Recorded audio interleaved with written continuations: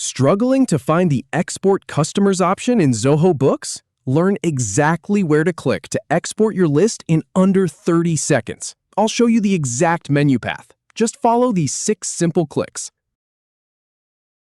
First, open up Zoho Books in your browser. Then, from the left sidebar, go ahead and click on Sales. Now, under Sales, click on Customers to see your list. Next, find the 3-dot menu icon next to the customer list and click it. From the drop-down that appears, select Export Customers.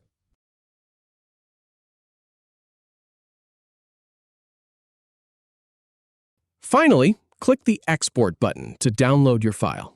And that's it. If you have any feedback or if any info is inaccurate, please leave a comment below.